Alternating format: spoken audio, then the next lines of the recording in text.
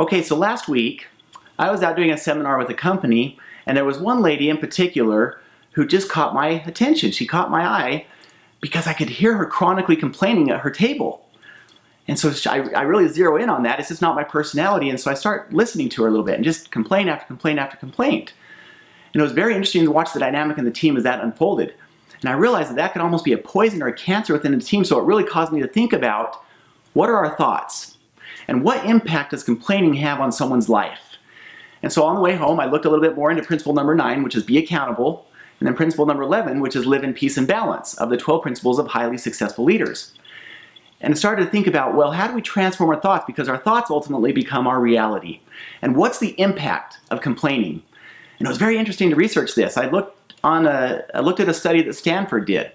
And Stanford did this study where they found that people who are chronic complainers, their hippocampus, which is located back here in their brain, actually begins to shrink. And the hippocampus is responsible for problem solving and the intelligent thinking of the brain. And so what happens when we chronically complain? The hippocampus actually shrinks. We lose our ability to problem solve. It has an energy drain on us. And not only that, what else Stanford found was that the cortisol in the body will start to increase as it gets into a fight or flight mode that complaining puts us into. That increases blood pressure. It tends to increase blood sugar. It decreases the immune system. And so is it any wonder oftentimes that people who are always walking around bitter and complaining not only tend to have a low energy, but sometimes often feel sick. Now that's the one side of the coin. What's the other side to complaining? What if we are solution focused? It doesn't mean that we can't be realistic. We can be very realistic and positive as we focus on how do we solve this problem. And hopefully that would enlarge the hippocampus. The point is, though, it also releases endorphins. We become what we think about. And so a person who's positive, who has a vision, a plan, they keep their thoughts focused on what they can control. They don't blame, they don't criticize, they don't bring others down. They lift, they raise their energy.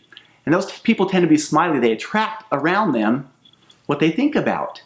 And so I found it very interesting, and as I've observed thousands of people, that has become a reality. We tend to attract around us the type of people who we think about. And so my invitation is this. In our seminars, we invite people to be a part of the 21-day challenge as part of being accountable. And that is for the next 21 days, there's no blaming others, there's no criticizing, and there's no complaining. Now, how's that for a challenge? And guess what? If you get 2 or 3 days into it, start over, no big deal. Imagine the impact this would have on a team and a company. Imagine the impact it would have in your personal life. If you woke up and you started looking for the good and the positive, I promise you, it will transform the way you feel. So this is something I just wanted to share with you. Quick hitter, but very powerful, life-changing. If this young lady realized what a chronic complainer she was and how much it was impacting the team, I wonder if she would keep doing it or how she would start to change. And this is something that each one of us can control in our own lives. So I'm hoping you have a great week.